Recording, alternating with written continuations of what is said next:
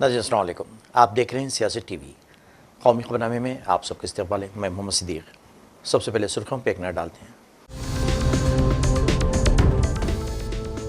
Bahraich फिसाद case में नेपाल की सरहद पर यूपी पुलिस के एनकाउंटर की कांग्रेस और समाजवादी पार्टी ने कड़ी मजम्मत। कहा, योगी हुकूमत में एनकाउंटर नहीं बल्कि कत्ल हो रहे हैं। जम्मू कश्मीर की पहली काबीना में रियासती दर्जे की बहाली पर दिया गया जोर। करारदाद मंजूर। आर्टिकल 6A से मुतालिक सुप्रीम कोर्ट के फैसले पर जमीयतुल उलमा ने जाहिर किया इत्मीनान। कहा, आसाम में खौफ और अंदेशे के बीच सुप्रीम कोर्ट का फैसला राहत की बात है। सलमान खान को एक बार फिर जान से मारने की धमकी। फैमिली खौफ और तशवीश से दो चार। रहायशगाह पर सिक्योरिटी बढ़ा दी गई। नहीं थी सुर्खियां। अब खबरों की तफसील पेश है।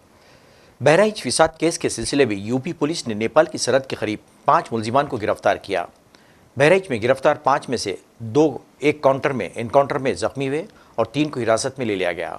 मुलजिमान सरफराज और मोहम्मद तालिब को पुलिस ने इस वक्त टांग में गोली मारी जब वो नेपाल फरार होने की कोशिश कर रहे थे। इस एनकाउंटर ने यूपी हुकूमत की मशहूर एनकाउंटर पॉलिसी पर सियासी तनाज़े को जन्म दिया है। कांग्रेस ने बहराइच में तशद्दुद को रियासती हुकूमत और इंतज़ामिया दोनों को नाकामी करार देते हुए यूपी हुकूमत पर तनकीद की। समाजवादी पार्टी के सर अखिलेश यादव ने रियासती हुकूमत पर अपनी नाकामी छुपाने के लिए एनकाउंटर करने का इल्ज़ाम लगाया। दरियासना ऑल इंडिया मजलिस इत्तेहादुल मुस्लिमीन के सरबराह असदुद्दीन अवैसी ने पुलिस की कार्रवाइयों पर सवाल उठाते हुए यूपी हुकूमत पर तनकीद की। इन्होंने यूपी के वज़ीर आला की ठोक देंगे पॉलिसी का हवाला दिया और मुलजिमान के खिलाफ कानून के मुताबिक सज़ा देने का मुतालबा किया। ताम बीजेपी के रहनुमाओं ने यूपी पुलिस की तरफ से की गई कार्रवाई का दिफा किया और इसे मुजरिमों के साथ मुनासिब सलूक करार दिया। देखिए, ये उत्तर प्रदेश के मुख्यमंत्री की जो ठोक दो की पॉलिसी चल रही है पिछले कई सालों से, वो उसी का एक एग्जाम्पल है। और हम बार बार कह रहे हैं बीजेपी से, प्रधानमंत्री से और उत्तर प्रदेश के योगी आदित्यनाथ मुख्यमंत्री से कि आपकी ठोक दो की पॉलिसी संविधान के खिलाफ है। आप उत्तर प्रदेश को चलाइए संविधान से, रूल ऑफ लॉ से चलाइए, रूल बाय गन से मत चलाइए, क्योंकि एक बार अगर कोई गलत चीज़ का आप आगाज़ कर देंगे तो वो गलती चलते रहेगी और कोई भी किसी को उठाकर गोली मार देगा। अब आप हमको ये बताइए कि अगर उन 2 लड़कों की बहन वो वीडियो जारी नहीं करती कि मेरे दोनों भाई को और एक परिवार के शख्स को सुबह 4 बजे पुलिस आकर उठाकर लेकर गई, तो क्या होता था अभी तक? और दूसरा है कि पुलिस को ये बताना चाहिए था कि उनको अरेस्ट बताना चाहिए था, अरेस्ट भी नहीं बताए। और फिर जहां पर हादसा हुआ और उससे 70 किलोमीटर दूर ले जाकर हथियार छुपाता है अपना, और फिर जहां पर ये एनकाउंटर होता है वो कितनी दूर है उस हथियार दस्तयाब करने की जगह से। तो ये सरासर गलत है। ये एक संविधान की धज्जियां उड़ाई जा रही हैं। और आज तक क्या किसी ने देखा ऐसा वीडियो कि आप जिस पर गोलियां चला रहे हैं उनसे सवाल किया जा रहा है कि तुमने ऐसा क्यों किया, और वो जिसके पैर में गोली लगी वो कह रहा है कि हाँ सर, हमसे गलती हो गई, हम दोबारा नहीं करेंगे। तो ऐसा दिख रहा था कि कोई नेटफ्लिक्स पर कोई पिक्चर चल रहा है। यानी जो भी स्क्रिप्ट राइटर है उसको तो अपनी नौकरी छोड़कर, तो सरकार को छोड़कर उसको जाना चाहिए नेटफ्लिक्स में, उसको बहुत पैसे मिल जाएंगे। और दूसरा ये कि हम तो स्पोर्ट्स मंत्री से अपील करेंगे कि जो निशाने पे मार रहे हैं, 200 एनकाउंटर ऐसे निशाने पे मारे हैं, इनको ओलंपिक भिजाइए, भारत को गोल्ड मेडल सिल्वर मेडल ला लेंगे। एक मजाक बना के रख दिए। अच्छा, बहरेच में जो बाद में जो हिंसा हुई, दुकानें जलाई गई, अस्पताल जलाया गया, शोरूम जलाया गया, आपने कितनों गिरफ्तार किया। ये आप रिवेंज की जो सियासत राजनीति कर रहे हैं, इससे किसी का फायदा होने वाला नहीं है। गोपाल मिश्रा की यकीनन हत्या हुई है, इससे कोई इनकार नहीं कर सकता, मगर आप ले जाकर गोली मार देंगे।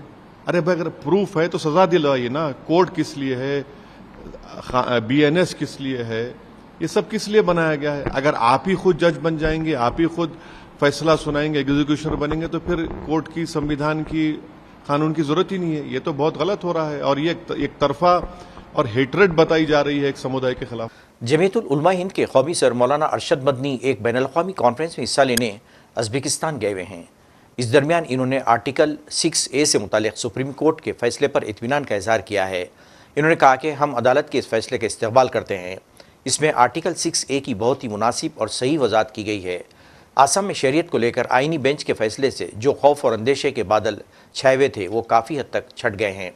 मौलाना अरशद मदनी ने कहा कि नफरत और तफरीक की सियासत के इस दौर में ऐसे मसाइल को उठाकर मजहबी बुनियाद परस्ती और नफरत की आग लगाई जा रही है। आईनी बेंच के इस फैसले से पता चलता है कि आज भी आग पर पानी डालने वाले लोग मौजूद हैं। मौलाना मदनी ने मजीद कहा कि मौजूदा आसाम हुकूमत खुले तौर पर मुस्लिम मुखालिफ एजेंडे चला रही है और सरकारी पूरी कोशिश कर रही थी कि आर्टिकल 6A मनसूख हो जाए, क्योंकि ऐसी हालत में 50 लाख मुसलमानों की शरीयत खतरे में पड़ सकती थी। वज़ीर आला उमर अब्दुल्ला की सरबराही में जम्मू कश्मीर की काबीना ने अपनी पहली करारदाद में रियासती दर्जे की बहाली पर जोर दिया।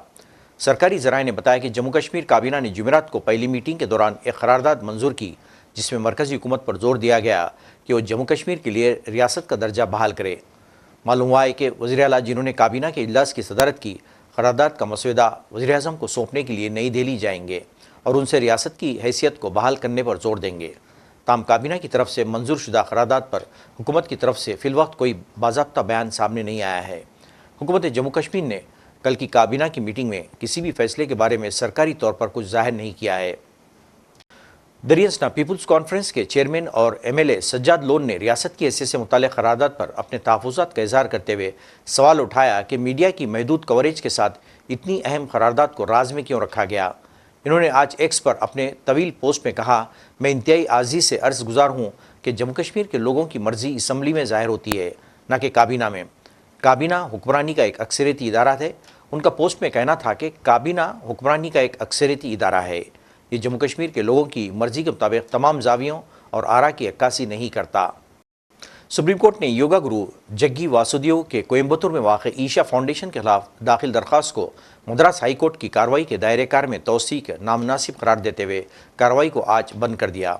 Chief justice DY Chandrachud, justice G Pardiwala, justice Manoj Mishra की बेंच ने यह हुक्म दिया। सुप्रीम कोर्ट ने बताया कि 39 और 42 साल की दो ख्वातीन ने इस अदालत के साथ साथ पुलिस के सामने बयान दिया था कि वो आश्रम में अपनी मर्जी और बगैर किसी दबाव के रह रही हैं। बेंच ने फाउंडेशन की तरफ से पेश होने वाले सीनियर वकील मुकुल रोहतगी और वी गिरी से इसका मकसद तंजीम को बदनाम करना नहीं है, लेकिन आपको सेकुलर दफात की तामील को यकीनी बनाना होगा, खिलाफ वर्जियों को दुरुस्त करना होगा। अदालत उस्मा ने ईशा फाउंडेशन के खिलाफ मद्रास हाई कोर्ट की कार्रवाई के बाद 3 अक्टूबर को केस को अपने पास मुंतकिल कर लिया था। 21 अक्टूबर को हाई कोर्ट की हिदायत पर तमिलनाडु पुलिस ने ईशा फाउंडेशन के आश्रम की तलाशी ली थी। असली में ये पिताजी जो है कोयम्बतूर में एग्रीकल्चर यूनिवर्सिटी के डीन थे, रिटायर्ड डीन हैं। तो इनके 2 बेटी ईशा फाउंडेशन में योगा सीखने गए और उधर खुद संन्यास लेके उधर अंदर हैं। 2016 में माँ बाप ने एक पिटीशन डाला है, हेबियस कॉर्पस पिटीशन डाला चेन्नई हाईकोर्ट में कि बच्चों को छुटाने के लिए, लेकिन उस समय उस केस को बंद किया गया कि वो 2 स्वयं उधर अंदर हैं, तो इसमें कोई ये नहीं बोल के बंद कर दिया। लेकिन उस समय इनको मौका दिया गया कि हर मास आश्रम के अंदर जाके बच्चों को देख सकते हैं। लेकिन उसके बाद क्या हुआ, बच्चों ने 2017 में कोयम्बतूर सिविल कोर्ट में पिटीशन डाला कि माँ बाप हमें तंग नहीं करना है बोल के एक civil suit for injunction file किया था। उस इंजंक्शन में इन्होंने एप्लीकेशन डाल के कि माँ बाप के विरोध में कोई ऐसा ऑर्डर नहीं होगा बोल के कोयम्बतूर में उसको डिसमिस किया गया। उसके बाद कोयम्बतूर में इन्होंने रेवेन्यू डिविजनल ऑफिसर के पास वो सीनियर सिटीजन्स एक्ट के अंदर पिटीशन डाला कि माँ बाप को देखरेख करना उनका कर्तव्य है, उनको बताइए। तो उस ऑर्डर में भी बताया गया कि जब ये बेड रिडन होंगे फाइनली तो इनको देखना उनका कर्तव्य बोल के ऐसे ऑर्डर हुआ।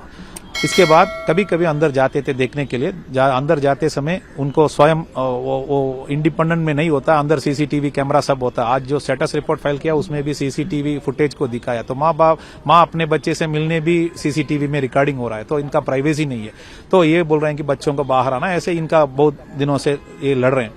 इसके बीच में अभी 15 जून को एक बड़ी बेटी जो अंदर है उसने फोन करके पिताजी को बोला कि तुम तो ईशा फाउंडेशन के विरोध में बहुत लड़ रहे हैं, ये जो भी कार्रवाई कर रहे हैं लिटिगेशन है वो सब आप बंद करना है, नहीं तो उसके लिए छोटा बहन अभी उपवास कर रहा है, बिना खाए सिर्फ पानी पी के उपवास कर रहा है।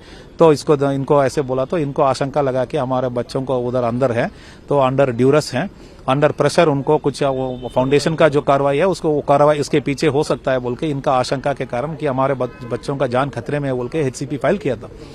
उत्तराखंड में यूनिफॉर्म सील कोड की राह हमवार करने के लिए रियासत की बीजेपी हुकूमत ने एक कमेटी तश्कील दी थी ताकि यूनिफॉर्म सील कोड के हवाले से उसूल और ज़ाबित को हतमी शक्ल दी जा सके। कमेटी ने आज अपनी रिपोर्ट रियासत के वज़ीर आला पुष्कर सिंह धामी के हवाले से कर दी। पुष्कर सिंह धामी ने कहा कि अब बहुत जल्द इस सिलसिले में अहम पेशरफ्त की जाएगी। सबसे पहले तो आप सभी का मैं स्वागत करता हूँ। आप सब इतनी बड़ी संख्या में पधारे हैं और हर मौके पर और हर निर्णय पर, जब पहला निर्णय हमने पहली मंत्रिमंडल की बैठक में किया था उस समय भी, और मुझे याद है 12 फरवरी 2022 को उत्तराखंड विधानसभा के आम चुनाव से ठीक 2 दिन पहले मैंने अपनी पार्टी की तरफ से उत्तराखंड की देवतुल्य जनता के सामने ये प्रस्ताव और ये संकल्प हमारी पार्टी का प्रस्तुत किया था कि नई सरकार के गठन होते ही हमारी सरकार सबसे पहला निर्णय समान नागरिक संहिता को राज्य के अंदर लागू करने और विधेयक के रूप में लाने के लिए हम पहला निर्णय लेंगे। और उत्तराखंड की देवतुल्य जनता का मैं आभारी हूं। अगर मुझसे बार बार अनेक स्थानों पर मैं जाता हूं तो वहां मुझे सबसे पहले लोग पूछते हैं कि आप इसका श्रेय किसको देते हैं, तो मैं कहता हूं कि ये श्रेय देवभूमि उत्तराखंड की देवतुल्य जनता को है, क्योंकि उन्होंने हमको सरकार में आने का मौका दिया और हमारे संकल्प को पूरा करने के लिए उन्होंने अपना बहुमत दिया, अपना आशीर्वाद दिया। और एक मिथक भी उत्तराखंड राज्य के अंदर जो बना हुआ था, उस मिथक को भी तोड़ने का काम देवभूमि उत्तराखंड की जनता ने किया। मुंबई में बॉलीवुड स्टार सलमान खान को लॉरेंस बिश्नोई गैंग के नाम से एक बार फिर जान से मारने की धमकी मिली है। मुंबई ट्रैफिक पुलिस के व्हाट्सएप नंबर पर मौसूल होने वाले पैगाम में गैंग के एक रुकन ने सलमान खान से दुश्मनी खत्म करने के लिए 5 करोड़ रुपए का मुतालबा किया है और खबरदार किया कि अगर इस धमकी को हल्के में लिया गया तो सलमान खान का हाल उनके दोस्त और एनसीपी लीडर बाबा सिद्दीकी से भी बुरा हाल होगा। ख्याल रहे कि हाल ही में बाबा सिद्दीकी के कत्ल के बाद सलमान खान की सिक्योरिटी में इजाफा कर दिया गया है। सिद्दीकी सलमान खान के करीबी दोस्त थे और दोनों की बहुत सी मुश्तरका दोस्तियाँ थी। इस धमकी के बाद पुलिस ने फौरी तहक़ीक़ात का आगाज़ कर दिया है। इससे कबल मुंबई पुलिस ने सुका नामी एक मुश्तबा शख्स को गिरफ्तार किया था जो लॉरेंस बिश्नोई गैंग का शार्प शूटर है और सलमान खान के पनवेल फार्म हाउस के 2022 में रिक्की करने में मुलविस था। सुका को हरियाणा के पानीपत से गिरफ्तार किया गया है और नवी मुंबई लाया गया, जहां इसे मजीद तफ्तीश की जा रही है। सलमान खान को जान से मारने की धमकी मिलने के बाद उनके घर गैलेक्सी अपार्टमेंट के बाहर सिक्योरिटी सख्त कर दी गई है। ये धमकी मुंबई ट्रैफिक पुलिस को एक व्हाट्सएप पैगाम के जरिए मौसूल हुई थी, जिसमें सलमान खान से 5 करोड़ का मुतालबा किया गया था।